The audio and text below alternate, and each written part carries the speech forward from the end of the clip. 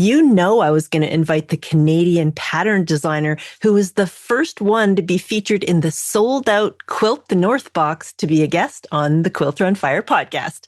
Today, I'll have a chat with the devoted quilter, Leanne Parsons from Newfoundland and Labrador.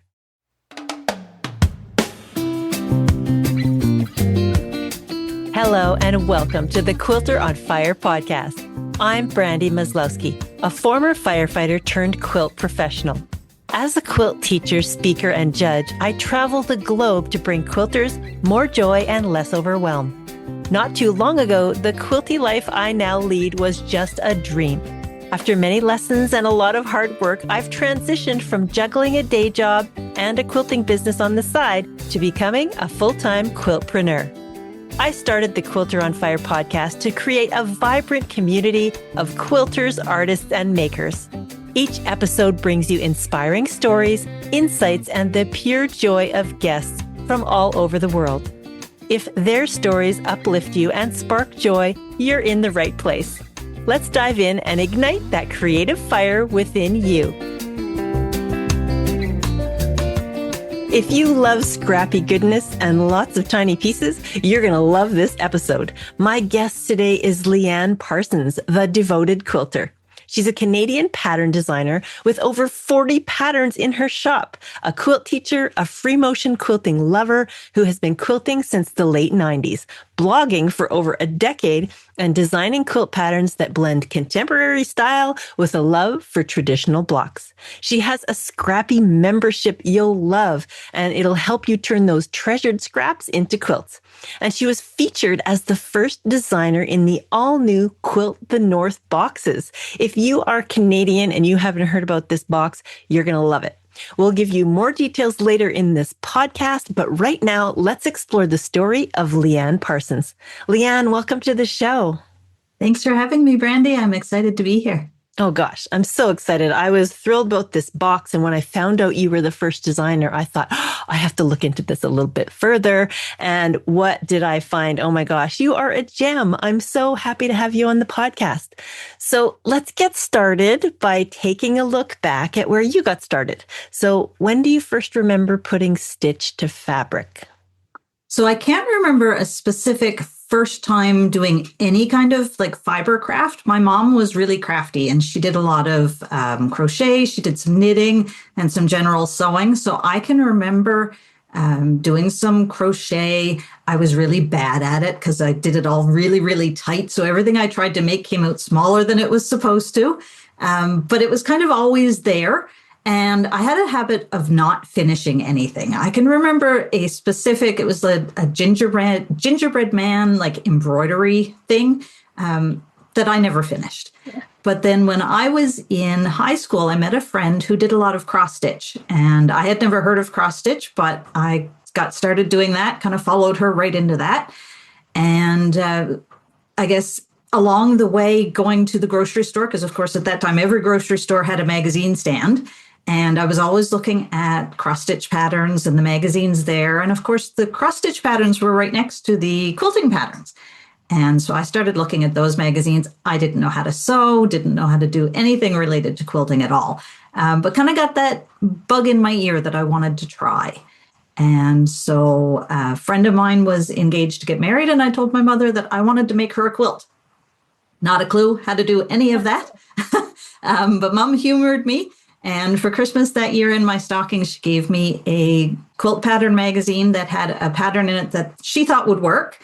But when we looked at it, it only made a 25-inch square quilt, which was much smaller than we wanted to do.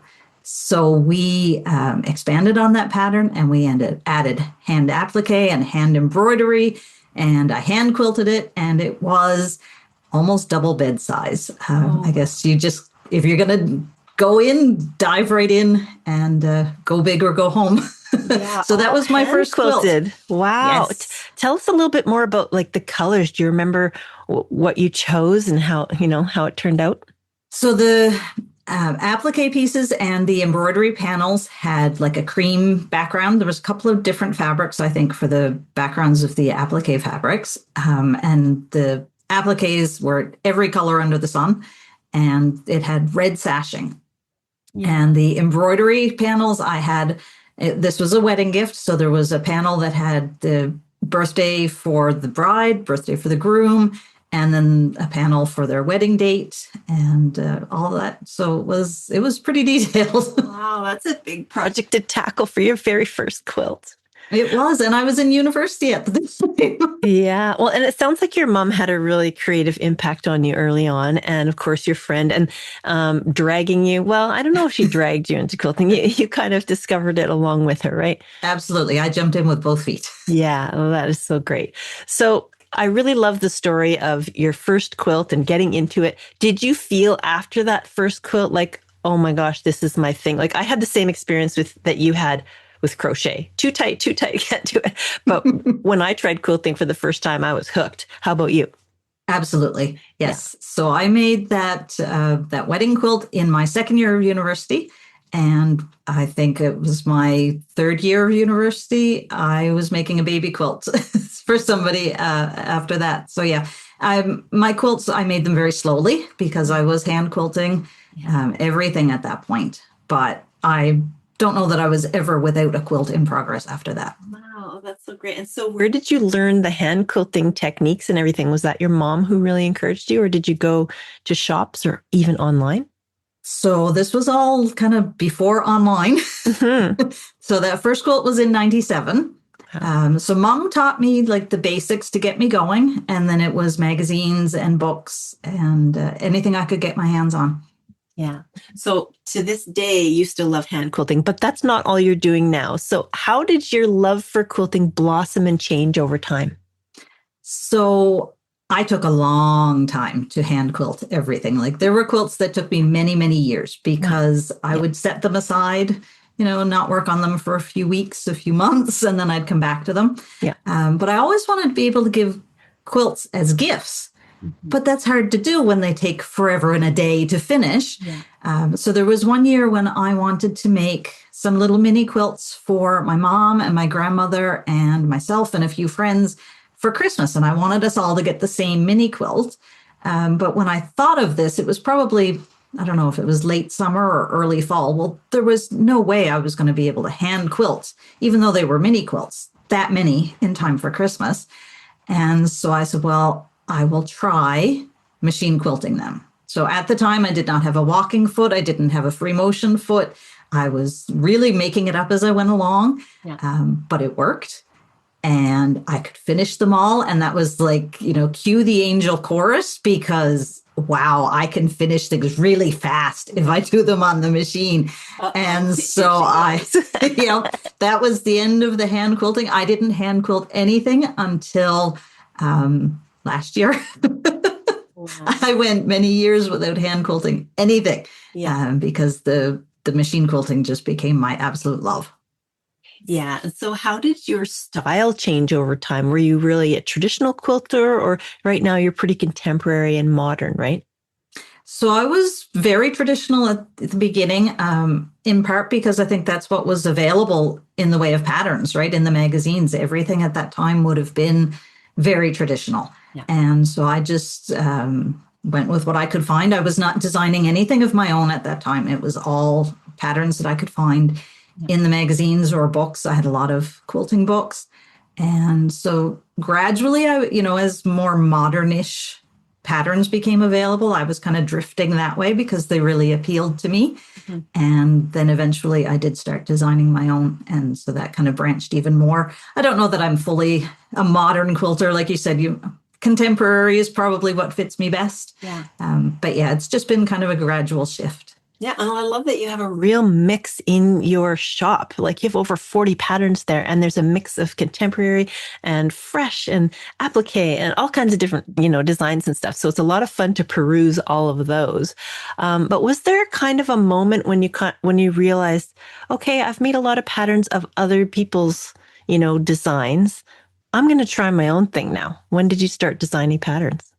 So I don't know what I really thought specifically, but I thought you had to have some kind of training or a degree or something to be a quilt pattern designer. Yeah.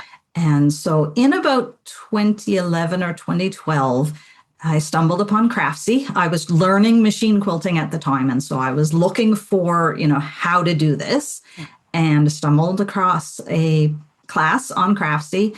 And then, of course, went down that rabbit hole, right? So I started finding all sorts of things on Craftsy. Yeah. And I came across Amy Gibson, who used to blog at Stitchery Dickory Doc, I think it was called. Yeah. And I loved her style, and I followed her blog very faithfully. And I realized, wait a minute, she's just an average person, right? Like nothing special training wise or degree wise, but here she is, she's designing things, and she's, putting it out in the world and getting paid for it. And I was mesmerized. And so I started my blog, and then just gradually, I was finding more and more people. Christy Lee of Quiet Play Designs, she was another one I found very early on. And again, like just that feeling that this is just an ordinary quilter, and she's making stuff up and putting it out there, writing the patterns for it. And so that was, when I started trying to design my own stuff and play around with it that way. Yeah, so fun. And you started the blog, and we are going to talk about that a little bit later. Right now, I want to take a moment out of the story and ask you, where are you living now, and who are your loved ones that you share your world with every day? So I am in a very small town called Bayvert in Newfoundland, and I live with my husband. And right now, our youngest son lives at home with us. We have two other boys who are older. One is away at university, and one is grown and flown, as they say. Grown and flown. I'm looking forward to that, but maybe not. I'm not sure. I'm still undecided. My boy's at home, but yeah, we're having fun with him here. So we will have an empty nest in September when my youngest goes to university, and I'm not sure what that's going to feel like. Yeah, it's going to be a transition, hey? For sure. Okay, so let's dive into the conversation about design, because you're a pattern designer after all. So related to patterns, when you see something in the world that sparks an idea for you, how do you capture that? Do you go pencil to paper? Do you go into like a program like EQ, or do you just throw fabric on the wall? So if I see something and want to remember it, it's usually just a quick note in my phone, or I take a picture. So I have lots of totally random pictures that half the time I come back to them, it's like, I wonder why I took this picture. Yeah, me too. I got to file them properly. Or Right. I'm like, why did I take that photo? Yep.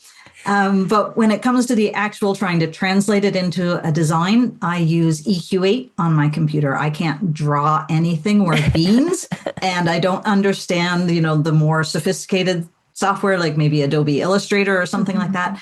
So it's EQ8 all the way for me. Yeah, that sounds good. And what's your process kind of like from concept to reality? Like, you design, you throw it in, do you change everything up, add all the colors? Do you actually put fabrics in there, or just go with colorways? Usually I just go with colorways, and I might end up trying 15, 20 different things. My usual go-to is to make everything blue. Blue is my favorite color, and so I will try that. And sometimes if I'm feeling adventurous, we throw in like purple and pink and teal along with the blue, and see what works. And so lots of times I'll go through like phases where I might design a whole bunch of stuff and not make any of it right now because I'm just playing around on the computer. And then months later, I'll come back and find something, and I might tweak the design a little bit or play with the colors a bit more before it's like, yeah, okay, that one I need to make right now. Yeah. Well, exploring your shop of patterns has been so fun leading up to this episode. So you really have a focus on scrappy and stash buster patterns, like using lots of different fabrics. So why? Because I have a lot of different fabrics. That's what I have. Yeah. Yes. Also, there have been lots of times when I really didn't have any money to go buy lots of new fabrics. And so I couldn't go buy, say, 3 yards of a particular blue that I wanted. But I have a whole drawer full of blue. So make it work with what I've got. Yeah. And I really love that kind of creative challenge. How can I make this bunch of blues work together? How can I find the ones that are the right shades of blue or the right kind of tones to work together? So it's kind of a fun challenge. Yeah, and it's pretty relatable to everyone because so many people have the same problem. I have so much fabric, so many scraps. I don't really need to buy anything new. Let's use what we have, right? Exactly. And I'm convinced the scraps multiply as soon as you turn your back. Yeah, It doesn't matter me how many too. scrap quilts you make, there are going to be more. We should call them bunny scraps, right? Because they Right? just multiply. You're right. Okay, this is a new thing. Whose Instagram is going to be bunny scraps now? Okay, so let's talk about the biz for a minute. So why did you come up with the business name Devoted Quilter? So when I started my blog, there was no business. I wasn't designing anything at the time. It was just going to be the blog. And I was kind of torn because I've also always wanted to do a lot of writing. And at the time, I was writing devotions. So it was kind of relating the Bible to everyday life. Yeah. And I thought, well, if I start this blog, I'm probably going to stop writing because I know, myself, I kind of get all in on something. So I kind of made a deal with myself that if I started the blog, I was also going to share devotions on it. And so, playing around with the quilting and the devotions, I came up with the name Devoted Quilter. And so I did share devotions on the blog every Monday until a little less than a year ago. I kind of came to the point where I was like, need to take a break from that and just kind of step away from that for a little bit to give my brain a little bit of a break. But the name still fits because I'm still very devoted to quilting. Yeah, well, it's nice that you're integrating your faith in everything that you do. Absolutely.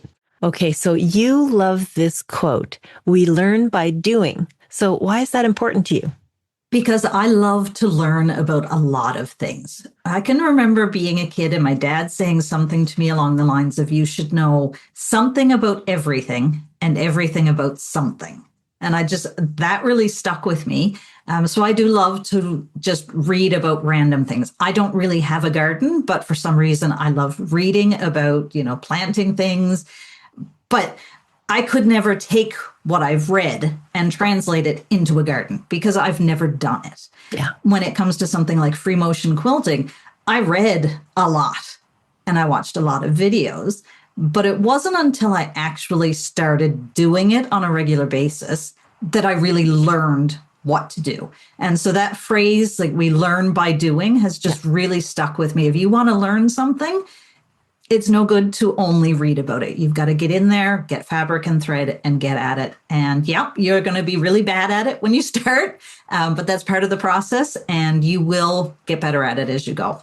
Yeah, that is such a great lesson. And I feel like I say again and again on the podcast that, like if you're working on a little art piece or something, try, like make 10. It might be number 8. That's the best one or whatever, but you don't have to be perfect on the first one.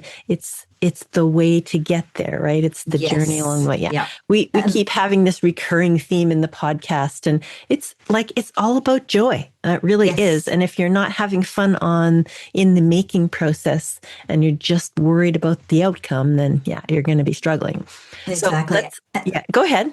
I was going to say it's a lot of fun too to go back and look at your journey. Yeah. Like one of my very early free motion quilted projects was a wall hanging that we had hanging on our wall for years.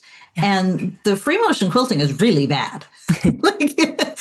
Judging from where I am now, it's really bad. But I love looking at it because that was one of those early ones where I'm like, hey, I can do this. And if I keep doing it, I will get better. And looking at it, you can see how far you've come when you look back at those early pieces. Yeah, that's so true. Okay, so let's name your website. It is devotedquilter.com. So what kind of things can we find there? So I have lots. I'm usually sharing, my finished quilts on the blog all the time. So that's kind of a parade of quilts, which is a lot of fun. I have some information about my Stash Artist membership, which I know we're going to talk about later. And there's a tutorials page, which really needs to be updated because when I was looking at it recently, I noticed that some of my more recent tutorials are not actually on there. So that's on my to-do list, is to get that page updated. But there's a link to my shop, of course, for my patterns. And when you show up on the site, there's going to be a pop-up that comes up, and that is asking you if you are overwhelmed by your scraps because, like I said, they multiply when we're not looking.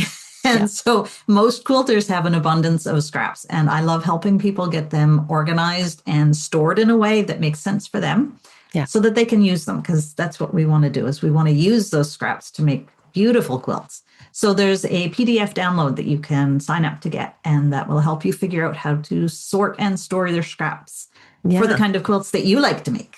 Yeah, that sounds good. So the membership we'll talk about in a minute, and we've got freebies, tutorials, the patterns we're also going to talk about later, but you also have a few printables and note cards. So tell me about those.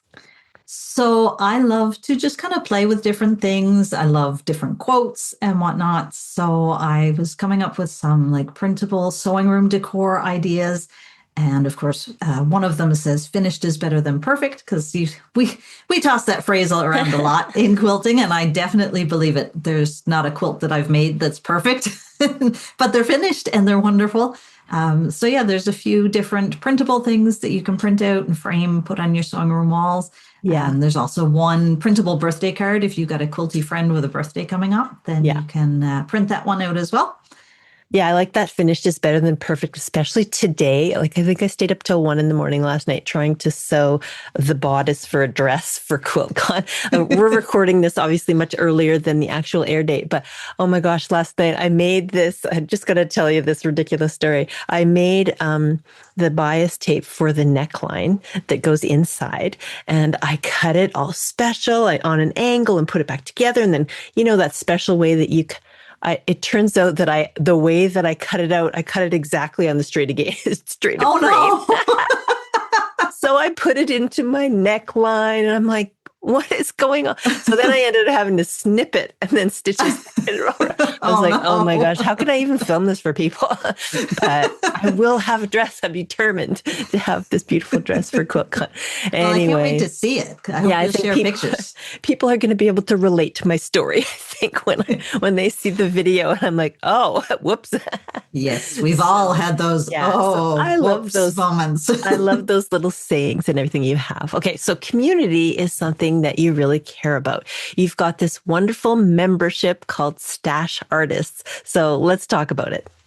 So Stash Artists is, I say it's the membership for quilters who love scrappy and stash-friendly patterns. Yeah. So it's a membership where every other month you get a full multi-size pattern that is stash-friendly, and you can hopefully make it without needing to go out and buy anything, though I do say you may have to buy background fabric, because lots of times I will use one fabric for the backing, just to kind of tone down the craziness of a scrap quilt a little bit. But if you have, 3 gray fabrics you want to use for your background, then that works too. Yeah. And as part of the membership, we also get together and we sew over Zoom once a month, a couple of hours every month on a Thursday evening or a Saturday afternoon. Which is a really great way to connect with each other. And we've got people who join from Newfoundland, from all the way across Canada, right to BC, and nice. A few from South Carolina and Texas. So yeah, it's a great community where we are getting to know each other and stitching along together. So it's a lot of fun. Yeah, that sounds great. They can just stitch along with you. And of course, I was looking at everything on your website. It's the price of a gourmet cup of coffee each month. It's not very right? pricey, right? Yes. So it would be fun to join and follow along. So you can definitely find that on the website, devotedquilter.com. Let's talk about your newsletter. It comes out a couple times a month. So what do you put in that? So the newsletter comes out on the 1st and the 16th of every month. And I chose the 16th because my husband and myself and my mother and my grandmother all have birthdays on the 16th. So that was kind of a funny, instead of going with the typical the 15th of the month, I go on the 16th. Yeah. So in the newsletter, I have, just some news, whatever I've put up on the blog recently, if I have finished quilts or whatever. I also share a favorite recipe because I love to cook and to bake. So I share, whatever I've made recently that was really good, or if it's a family favorite we make all the time, or something I tried new that was good. So I share that. And I share a roundup of some fun things that there's a theme. So the latest newsletter, the roundup was for orange peel quilts. So it was, different ways to make the orange peels and different projects that they could be used in. And then I always feature one of my patterns as well at the end of the newsletter. Oh, that's fun. It sounds like it's packed with good goodies and good content. Okay, so let's talk a little bit about your teaching and speaking because you do some wonderful things there. So, what are your most popular workshops? So I have two workshops that are pretty popular. The most popular one is paper piecing with freezer paper. Mm, And this is like a totally game-changing technique. I have always loved paper piecing, but I absolutely hate ripping out the paper at the end. Like that yeah. is just so tedious. And it was just, I would avoid paper piecing just to avoid ripping out the paper. Wow. And then I discovered the freezer paper method, which is totally different.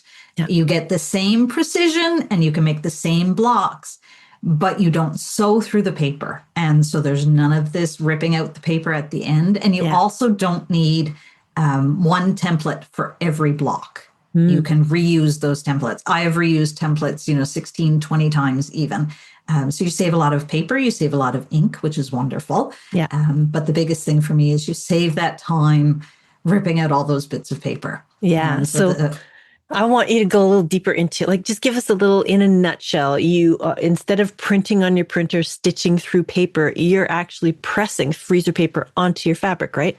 You do, yep. And then you fold it back. It's more or less the same technique as paper piecing, Yeah. except that you just don't stitch through the paper. Right. And so you Right on iron the it edge. onto your paper, you fold it, you stitch right on that edge, then you iron it back to your fabric to do the next piece. And when you're done, you peel it off, and it's the same as peeling the back off a sticker. Yeah. So it's like just a second and it's gone. So easy. it's And you wonderful. can reuse them again and again, You right? can, yes, it's amazing. I've been amazed with how many times you can reuse the templates. Yeah.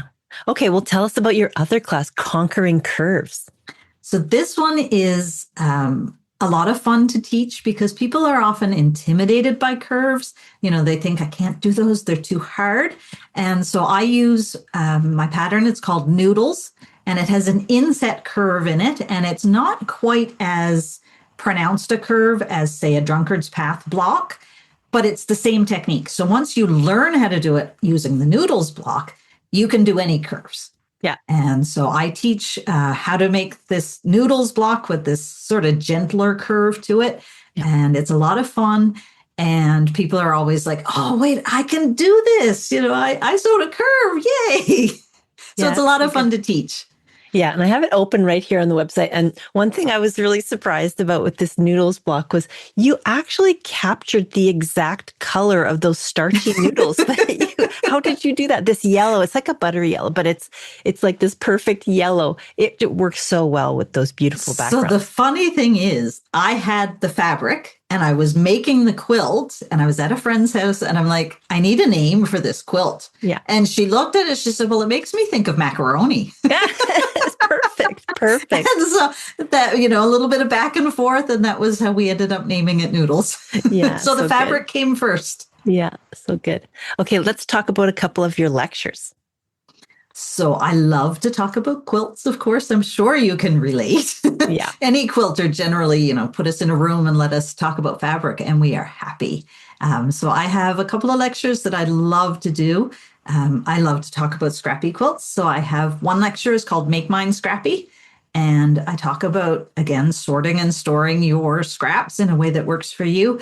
And we look at a whole bunch of scrappy quilts because I've made a lot of them over the years. Yeah. And that's always a lot of fun. And people tell me afterwards that they're inspired to go and sort their own scraps and make them a little bit more accessible and easier to use. So that's always wonderful to hear. Yeah, that's a good one. I love to talk about quilts with negative space in them too, which is a big part of modern quilts. Mm-hmm. And I really like how, some quilts have a lot of negative space and some have none, and, everything, the full gamut in between. And so that's kind of how that lecture and trunk show is structured. So we start with quilts that have a lot of negative space, and we go kind of moving down through until we come to one of my quilts that has no negative space at all and has kind of an optical illusion effect to it. So it's a lot of fun to talk about all those different quilts too. Oh, yeah. And along the way, I talk about how you can quilt the negative space, because sometimes that's the hardest part when you're trying to figure out how to quilt your quilt. is what do I do with, the background? How do I Yeah. quilt the background? Yeah. And so I have some different options for how to quilt your background too in that one. Yeah, sounds like a great talk. And then the last one you have is lessons from the Whips Be Gone challenge. So Yes. tell us about that. So in 2021, we were driving home. This was in early September. We were coming home from just dropping our middle son off for university. And the oldest son. The middle one was still in high school. Okay. We were driving home and I was thinking about my 2020 temperature quilt that I had not yet finished. And I was trying to figure out, how could I incentivize myself to finish this quilt that I really wanted to finish, but I needed that little extra push. And by the time we got home, I had decided to start a challenge on Instagram that I called Whips Be Gone. So whips standing for works in progress. So works in progress, be gone. And it was that first year, it was a 100-day challenge that started on September 23rd. And from September 23rd to the end of the year is 100 days. Yeah. And so it was looking at ways to help all of us get some of those older projects that we just have lingering, hanging around to get them finished. Yeah. And I have run that challenge every year since. After the first year, we switched it up. So it's now a 2-month challenge that runs through October and November, because that first year, a lot of people dropped off in December because, of course, December is very busy. Yeah. And for me, trying to run it through December was also very busy. Yeah. And so every year now we run it October and November, and it's a focus on just getting some of those older projects finished. And so the lecture is a lot of the lessons that I've picked up through doing the challenge myself, through those 2 months, the last few years. So different reasons your projects might have gotten stuck and different ways to work through those challenges and finally get those projects over the finish line and done. Yeah. And so if you want to hear about that, obviously the best way to hear about it is to be on the newsletter, or maybe even just follow you on Instagram. Do you mention it on Instagram all the time? The challenge? Yes, absolutely. Signups will usually open in September. So if you're on the newsletter or you're following me on social media, there's a good chance you'll hear about it. Okay, great. So for just a little quick recap, your workshops, your paper piecing with freezer paper is available on demand or on Zoom. Your Conquering Curves is on Zoom only. And you've got these 3 wonderful lectures. So anyone who is sort of organizing for their guild, the education, they can reach out to you through your website, right? Absolutely, yes. I would love to get to visit with guilds. Yeah. And of course, that's devotedquilter.com. So is there a quilt or quilt project right now that, anytime, that has been most memorable for you? So I would say that's probably my Hexie Rainbow. So this is an English paper piecing project that I started many years ago. So it is a full throw size quilt made out of 1-inch hexagons. Oh gosh. So there are a lot of them. When I actually finished the quilt top, in November of 2024. It was actually one of my Whips Be Gone projects that year, was to finish that quilt top before the end of the challenge. Wow. When I finished it, I counted it all. Now, not literally counted, I went by rows because there's a lot of hexagons. So there are 1,999 hexagons in this quilt. Oh, did you just want to put one more? When I finish it, there will be one applique onto the back. Absolutely, yes. I was like, I'm totally interrupting here. It has to be 2,000. I don't know. Exactly. What is it about us and numbers? Like, you love the number 16 and, yes. We like rounding things out. Exactly. So my Rainbow Hexie, it starts in the middle with a black Hexie flower, really. It's 7 hexagons, and then it is 2 rounds of red, and then a round of black and a round of orange, and it works all the way out to be the full rainbow. And then it's surrounded in black to make it a rectangle instead of a hexagon. So I finished the top after 8 years. Wow. It was mostly my travel project. I didn't work on it much at home.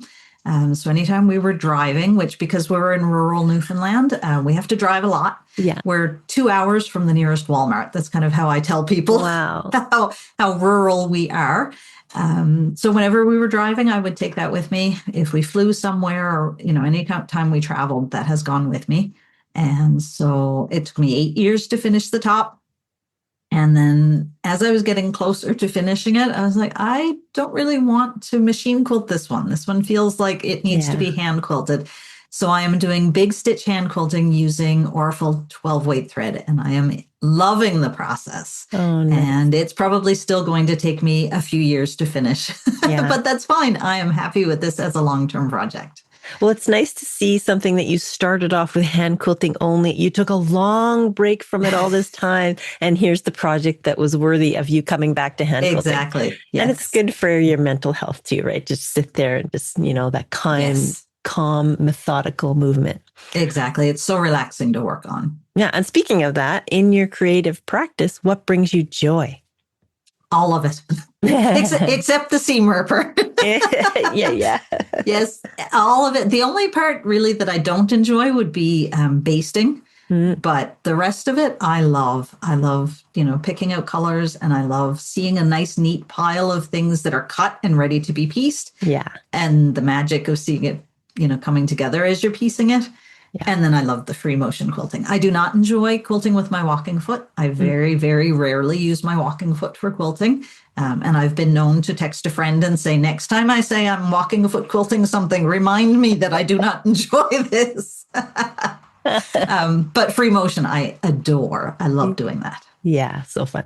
Okay, so right now we're going to take a quick break. And then when we come back, we're going to talk all about Leanne's studio space, some more of her patterns that she's most known for, of course, and what's coming soon. We'll be right back. Hey quilters, it's Brandy from Quilter on Fire.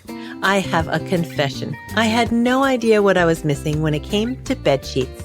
I've always just bought sheets with the highest thread count for the cheapest price. They never fit the bed properly and they slipped off the corners, so I'd wake up in a twisted mess. Enter Cozy Earth. They sent me their luxurious bamboo sheet set, and let me tell you, it's a game changer. Not only do they fit my bed properly with deep corners that tuck way under the mattress, but these sheets feel like sleeping on a cloud. They're made from viscose from bamboo, which means they're soft and temperature regulating. Cozy Earth sheets are so breathable, you'll sleep several degrees cooler. Another plus, they have a 100-night sleep trial and a 10-year warranty. You can't go wrong. When I say these are the softest sheets I've ever slept on, I mean it. Switching to Cozy Earth isn't just about getting sheets that fit your mattress. It's about comfort and quality sleep. And when you sleep better, you quilt better. Visit CozyEarth.com and use my exclusive 20% off code FIRE20. A better day starts with better sleep. Wrap yourself in Cozy Earth. And we are back with Leanne Parsons. Can you tell us about your studio space? So I am in what used to be my two older boys' bedroom. So for about 20 years or so, I sewed at our kitchen table. Yeah. And of course, that means that I had to put everything away every single night in order for us to eat supper, or for the boys to do their homework or their art projects or whatever. Yeah. And my sewing stuff was stashed in the spare room, and it was stashed in cupboards in the kitchen, and it was stashed in the laundry room. Like, it was just everywhere. So we used to joke as the boys were getting older and, approaching university. We used to joke that when they went off to university, I would not be there to say goodbye to them because I would be too busy moving my sewing machine into their room. But when the time actually came, I did not, run right into the room. My husband was the one who came in and started getting this room ready for me. So about 2 weeks after the middle boy, Zachary, went to university, I was sewing at the kitchen table one evening, and I could see the stairs leading up, or I could see into the entryway by the stairs leading up to the upstairs where the bedrooms are. And I look up and I see Nathan, our youngest, and my husband coming down the stairs with a bed. Big mattress. Yes. Yeah. Yep. My husband had decided that it was time to start getting this room ready for me because, of course, the boys, when they left, they had left a lot of stuff in the room, random things that they didn't need at university. And there were 2 beds in the room and everything. So he took it on himself to get the room ready for me, and he painted it and got it all ready. so that I could move in and finally have my space. So that is where I am now. I still have a bed here because when they both come home, we need somewhere for them to sleep. So there is one twin bed still in this room with me, but the rest of the room is mine. And that one bed is covered in quilts and quilts in progress. And I absolutely love having my own space finally. It is wonderful. I have a design wall for the first time. It's amazing. Nice. And you don't have a big long arm or anything, right? Like you love to do free motion on your domestic machine. Yes, there is nowhere in my house or my budget for a long arm. And so I have a Janome 6700 and I use it for everything. And I absolutely love that machine. Awesome. Okay. So what's your favorite time of day? I always say it's like the middle of the day because I don't love getting up early in the morning. I can, and I do, weekday mornings I'm up early, but it's not my favorite time of day. And I am nowhere near a night owl. So I'm like, the middle of the day is my kind of time, I think. I used to burn the candle on both ends and hardly get any sleep. But now that I'm accustomed to 7-8 hours of sleep, if I stay up late, like I did last night till 1 a.m, at like 6 a.m, I'm like, I don't want to get out of bed. Right? But yes. Usually I'm okay in the morning, but I love my sleep. So afternoon and midday is best for you. Yes. What's the best thing you do for your own self-care? So I love to go for walks. And I've taken up strength training in the last couple of years. And I had never lifted weights before. So I started doing some of that. Now I don't go to the gym. I just do at home. And I follow some workouts on YouTube. But I really, really enjoy that. I definitely feel better when I move in some way. Yeah. And I'm also a big reader. I've always read a lot. And so that's definitely one of my favorite things to do too. If I'm not quilting, I'm probably reading. Yes, that's so good for your self-care. Okay, well, I really want to dive into the patterns. This is what we're here for. We've already touched on one really meaningful quilt, Hexie Rainbow, but there's so many more. So you have over 40 patterns in your shop. So let's talk about some of the favorites.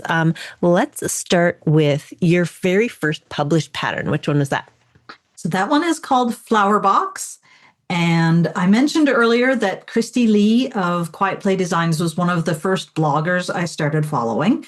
And that was not long before she and Lara and Jane started Make Modern magazine. And so when they started that magazine, they put out a call, anybody who has some designs that they want to send in, please do. We'd love to see them.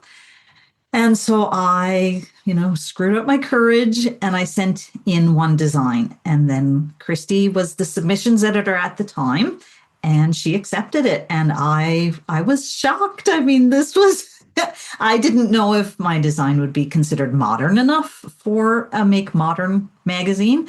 And I didn't know if it was just good enough at all. Yeah. And so when she accepted it, I was absolutely thrilled. And that was published in, I think it might have been issue 5 of the magazine. Wow. That was back in 2015. So that was a little over 10 years ago. And I've actually had quite a few patterns in Make Modern since then. So they're great people to work with.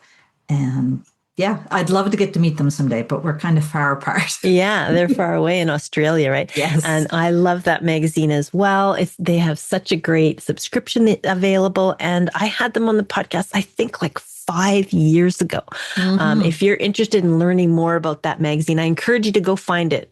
I trust you. I know you can find it. It's one of the earliest episodes. Just search Quilter on Fire and Make Modern magazine. You'll find it. Okay, let's talk about a few more. I want to talk about Burst. So Burst is one with kind of a funny story behind it. I used to be an ambassador for Island Batik Fabrics. And so every month the ambassadors had a challenge where they would have to make something, could be anything, to fit whatever theme we had been given that month. And so there was this one month where our theme was we had all been given dies for the AccuQuilt Go machine. They had sent us the machine and everything, and we had to use the die that we had been sent. And so you could make anything, it didn't have to be a quilt. It could be a bag, whatever. It just had to use this die. And so the die that I had been given was for the Crossed Canoes block. Okay. And I'm looking at this block and I'm like, yeah, I like it. It's a nice block, but I can't come up with something I want to make.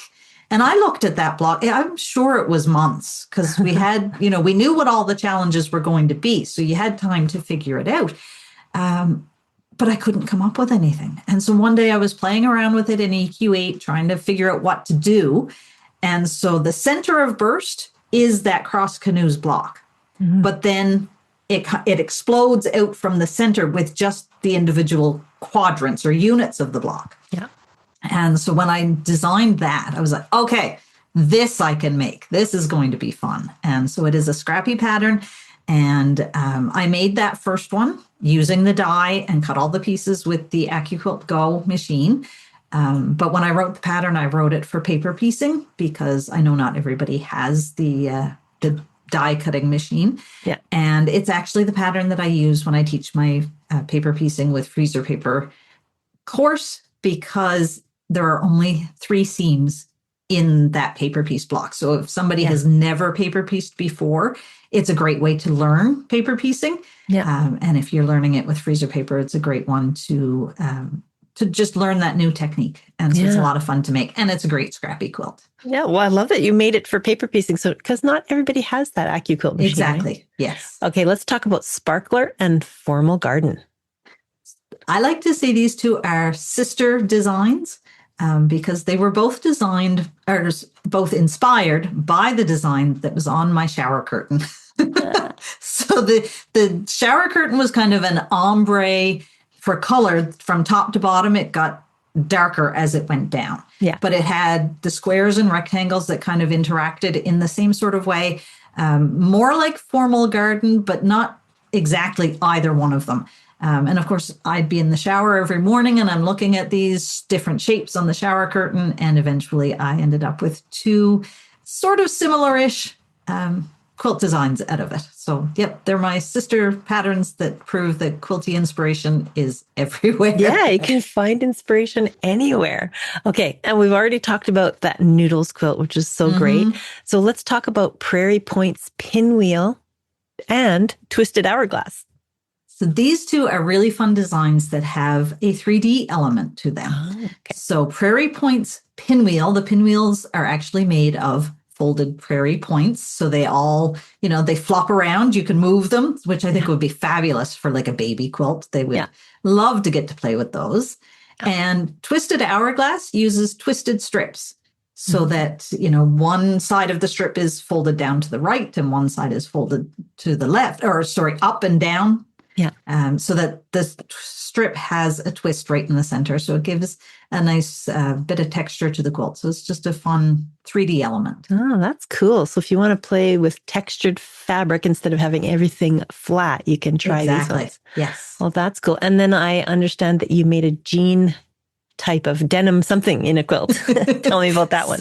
This one is called New Life. And sometimes I struggle with naming quilts, right? It's really hard to name them. But this one I was like, well, we're giving new life to these old jeans. Yeah. And like I said, we have 3 boys. And when they were young, we went through a lot of jeans because they wore jeans all the time. But of course, boys, they're crawling around on the floor and on the ground and they're ripping out the knees of their jeans and they're outgrowing things at a ferocious pace. So I have a whole closet full of old jeans that I cannot make myself throw out because I always say it's like free fabric. And so I used that old denim and I cut flower petals out of it. And that's what I used for my New Life quilt. So it has appliqued flowers and they're all made out of old denim. And it's a lot of fun. Yeah, well, why not upcycle, right? You can use everything but the knees. Exactly, yes. So good. Okay, I pulled this one out of your storefront because I loved it. It says Grateful. Tell me about that one. So Grateful is a table runner. And it has the word grateful right across the center of the quilt, but it is not pieced or appliqued. It is actually colored with crayons, which is a really fun technique, something a little different. So you color right onto your fabric and then you use an iron and some paper towels to remove the wax. And you're left with just the color from the crayons. And it looks totally different because, of course, it's completely flat. But you can color anything you want onto your fabric this way. And so I used it and I put the word grateful in a nice scripty font. And then I pieced some flying geese as a border around it because I love flying geese. Yeah. And yeah, I love that quilt. It's a really fun one. That one sits out on the hutch in our dining room all the time. Yeah, I love coloring with crayons. And I think I remember, this reminds me actually of a project that we did when my son, he went away on a big school trip to Tanzania. And a whole group of us got together to support the leader because she wanted to bring quilts for these orphans that they were going to be visiting. We ended up making 44 quilts, but the children in all of the schools in our area made blocks colored with fabric crayons. Oh, So that's we awesome. pressed them until the, like you said, the wax was gone and just the color was left. And they were so perfect because those quilts needed to be really robust because they would never be washed in their lifetime. They'd be on the floor in the powdery mud kind of thing, and they just would be shaken out and they needed to be. So the crayon really worked well. So, Perfect. you can use that for all kinds of different processes, but it's really fun that you've used it as a design element in a quilt. Yes. Okay, so I want to talk about a couple more. So you are known for Scrappy. So let's talk about Scraps Take Flight. So Scraps Take Flight is a butterfly quilt, which is how it got its name. A group of butterflies is called a flight of butterflies, which I discovered when I was trying to name this quilt. So I thought that was kind of a fun play on words there. When I designed Scraps Take Flight, that was around the same time QuiltCon was going to have, I think it was a special exhibit or something of scrappy quilts. And so they defined that as any quilt that used 30 or more fabrics in the quilt top itself. So not counting your binding, not counting your backing, there had to be 30 fabrics in the quilt top itself. Wow. And so I counted, I had Scraps Take Flight. I think it was on my design wall at the time. And I counted and I was like, oh, well, I've got that covered in the top row of butterflies. Yeah. So I have never counted how many fabrics are in the entire quilt, but it's way more than 30. It's a lot. So yeah, it's a fun quilt with lots of movement from the butterflies. Yeah. Okay. And there's two more scrappy ones, Pinwheel Irish Chain and 8-Point Meadow. Let's talk about those.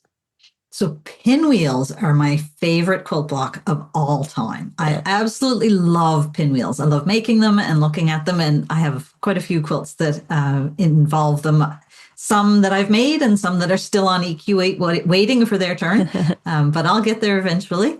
And I've always loved Irish chain quilts as well. And so I put the two together and made Pinwheel Irish Chain. And it's a bright and fun quilt pattern. And it's a lot of fun to make. Yeah. I really encourage you to go and check out devotedquilter.com to just click on the shop and see all of these. But let's talk about 8-Point Meadow to round it up. So 8-Point Meadow is one of my newest patterns that just came out in January. And it is a fairly simple 8-point star block. But I set it on point, which totally changes the look of the block itself. When it's set straight, it looks very straight, if that makes sense. But when you put it on point, it just seems to have a whole lot more of an angled look to it. It really changes it. And so I made the cover quilt is a baby quilt that has a light green fabric for the background. And then I used wildflower colors for my star blocks. And so that was kind of how I ended up naming it 8-Point Meadow, because it kind of looked like a meadow full of star flowers. Yeah, so fun.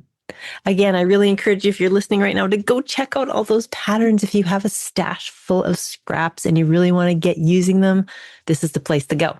Okay, so I want to talk about this big news, because even though it wasn't this year, it was, the very beginning of Quilt the North box, you were the very first featured designer. So how did that come about? So Monica of Penny Spool Quilts and I have been friends online for a few years. And so she messaged me one day and she was like, so I have this idea. Can I kind of, pick your brain about it? And so we went back and forth quite a bit, different ideas of how to make it work and different things. She had a lot of fabulous ideas. And so it was just kind of some back and forth. And then she asked me if I would be interested in being the first featured designer in the first box, which of course, yes, I definitely want in on this. This sounds like so much fun. And the box was a huge success. She had obviously a lot of Canadian quilters who wanted to learn about Canadian designers and a little bit about more about our country as well, and other artists in our country. Yeah. So yeah, I'm super proud of Monica, and it was so much fun to be a part of the first box. Yeah. There's so many goodies inside. So what did you have to do as a designer? So I had to design a project that was going to be a small project, something that she could include everything you needed for the project in the box. So obviously we're not going to do, a full-size quilt. Yeah. So it's a mini quilt, and I designed, actually I went looking through my EQ8 because like I said, I have a lot of designs just kind of sitting there. So I found one and I called it Bright Side Up, and I made mine with a black background and lots of bright colors. And so that was my contribution to the box. And Monica got all of those fabrics so that everybody else can make their own Bright Side Up. Yeah. And Monica was so kind. She sent me that box and I did an unboxing. And so in the future, I will be making Leanne's quilt on my YouTube channel and having some fun with that. I might even invite Leanne in for a little hello when I'm doing that, just so that you guys can see it and have fun. And of course, you'll be able to buy it on her website and quilt along with me. Okay. So of course, if you want to buy the next one, we're talking about the Quilt the North box. The March box is already shipping. So you can buy the next one, which is the June box. Sales for that one close on May 10th. Watch my Instagram at Quilter on Fire, since I post about it all the time. Just scroll until you see the Quilt the North moose head in my feed. I also posted in my newsletter, and Monica Henry is the brains behind that box, and she does a brilliant job. If you keep missing the latest box or you just want them all, you can also just sign up for the annual subscription to get one in March, June, September, and December. They have all kinds of goodies inside. It's all Canadian. And it's like a featured pattern and a kit, everything that goes with it, a featured artist. It's a real feature of the area where the artist and pattern designer are from. Wouldn't that be nice to have as a Christmas present to yourself? So Leanne, a big congrats on being chosen as the first featured Canadian designer for the Quilt the North box. Thank you. It was so exciting. Okay, so tell us, Leanne, what is on your design wall right now?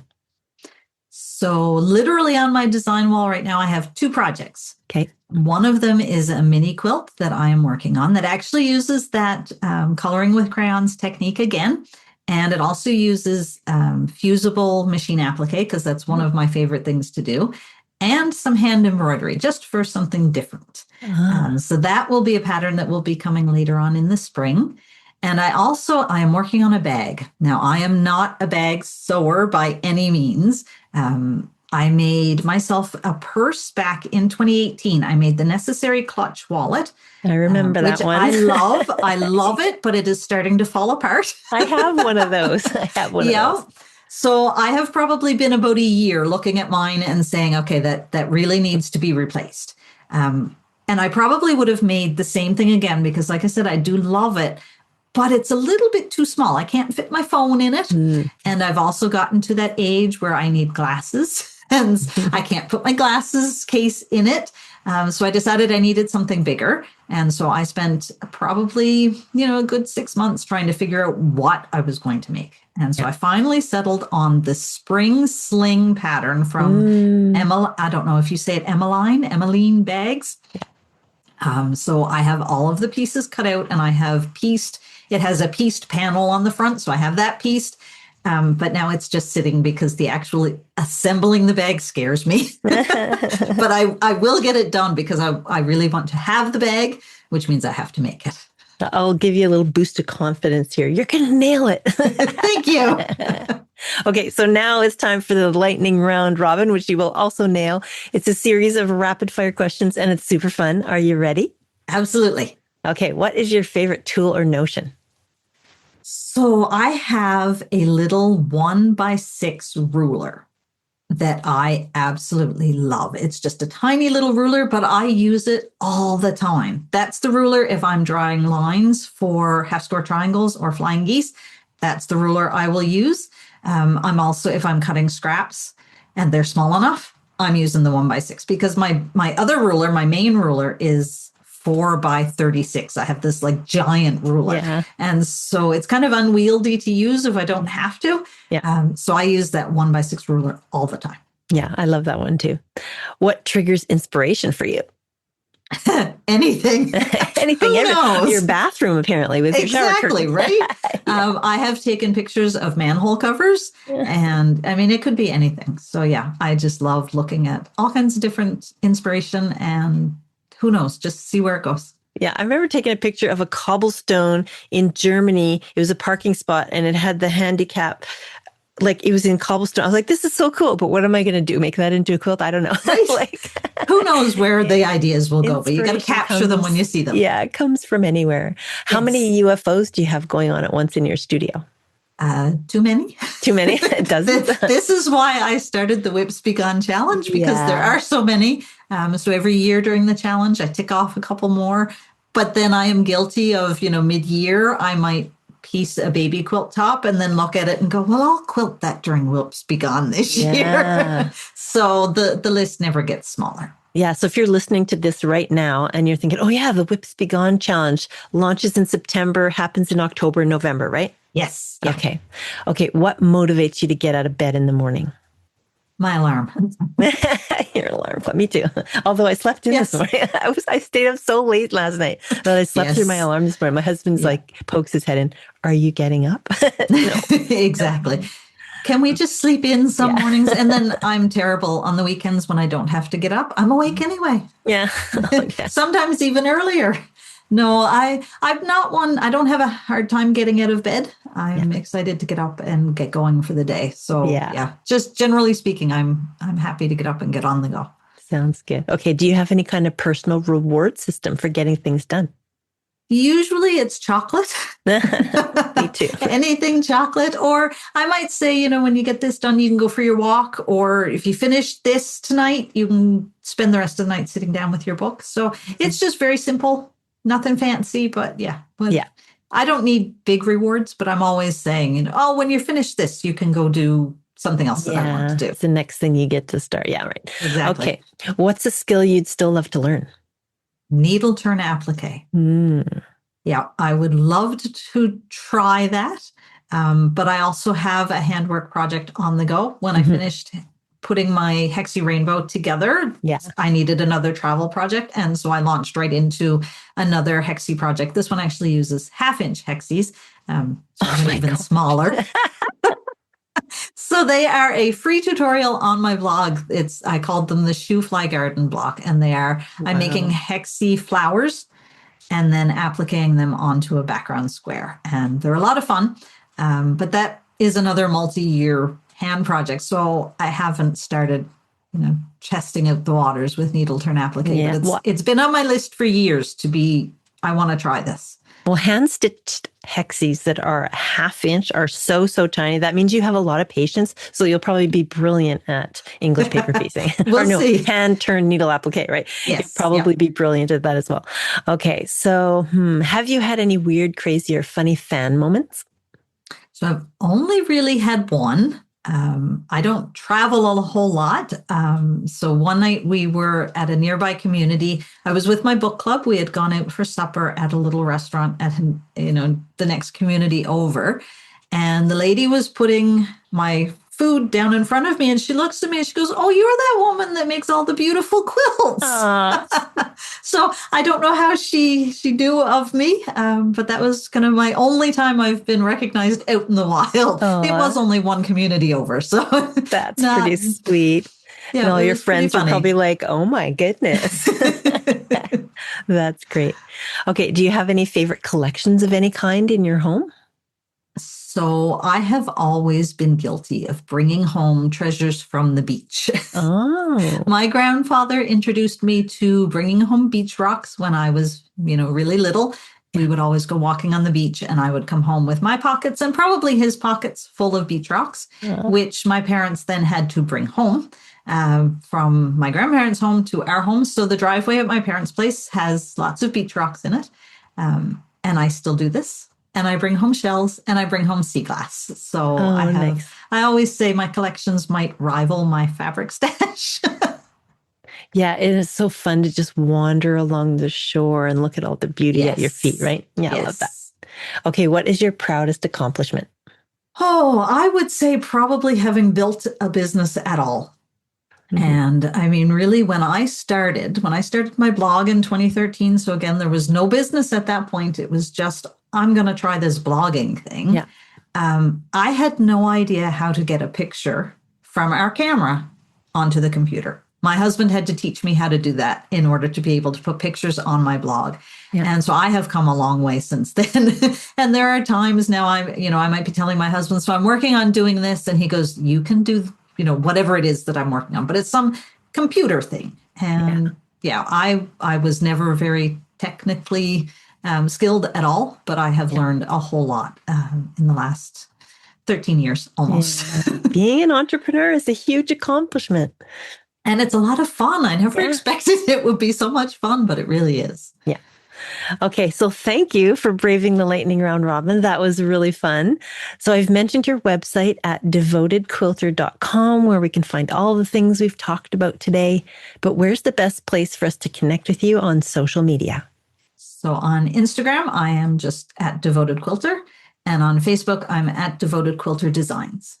Easy to find. Okay. Now, as we wrap up, Leanne, what do you want people to take away most from our conversation today? The freedom to just do it. Just get in there and play and make the quilts that you want to make, and you will learn all the skills you need as you're doing it. I hear lots of people say, like, I'm afraid to ruin my quilt by doing XYZ, especially free motion quilting. But just dive in and do it anyway. You'll always make more quilts. And you're not going to ruin your quilt. It may not be, exactly what you want it to be, especially as you're starting out learning something. But the process is a lot of the fun of it. Yeah, absolutely. What a great message to end the show with. The joy is in the process. I love it. Absolutely. Leanne, it's been such a pleasure to have you on the show. Thank you so much for sharing your story with us today. Thank you so much for having me. It was great to chat with you. So that was my show with Leanne Parsons, the devoted quilter. What really stood out to me is her steady, joyful approach to making. I have a huge focus on joy. I like the way she shows up, keeps creating, and lets quilting be both a craft and a comfort. The tutorials tab on her website is filled with free tips, tricks, and lessons that any quilter will love. Her message is clear. She proves over and over in her blog posts that you don't need perfect tools or a huge setup, just patience, practice, and a willingness to try. And I love how she weaves faith, family, and creativity together in such an honest, grounded way. You can find Leanne at devotedquilter.com, on Instagram as well, and sign up for her Stash Artists, a membership for quilters who love scrappy and stash-friendly patterns.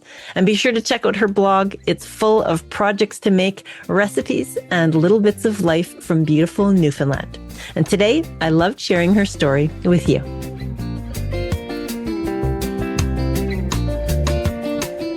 Scotland is calling. Picture this. You're standing on the ramparts of Edinburgh Castle, the Scottish Highlands stretching before you. In your hand, a tartan handbag with fabric and hardware you picked yourself. This isn't just a dream. It's our tour of Scotland to the Festival of Quilts, and it's happening July 21st, 2026. Imagine 13 days where every moment inspires you. You'll cruise legendary Loch Ness, ride the breathtaking West Highland Railway, and create your own tartan handbag in downtown Edinburgh. Watch border collies herd sheep on a working farm, explore natural dyeing at artisan studios in Glasgow, and here's the best part. You'll spend an entire day with Joe Avery at the magnificent Great Tapestry of Scotland, learning hand-stitch techniques you will love. Then cap it all off with 3 full VIP days at the Birmingham Festival of Quilts. This is Scotland at a meaningful pace, time to create, connect with fellow quilters, and soak in inspiration that will inspire you for years to come. Don't wait, spaces are limited. Call the team at Opulent Quilt Journeys today. 1-877-235-3767. That's 1-877-235-3767. Or email info@opulentquiltjourneys.com. Scotland is calling. Your quilting adventure awaits. Thank you for listening to the Quilter on Fire podcast. Remember to rate, review, and follow us on Apple Podcasts. Your support helps me reach more quilters just like you, striving for that perfect quilty lifestyle. Click on those 5 stars and share what you loved most about today's episode. Don't forget to hit the follow button if you haven't already. With new episodes dropping weekly, you won't want to miss out on the inspiring stories and tips we have in store. Until next time, dream big and have fun in the studio with the Quilter on Fire.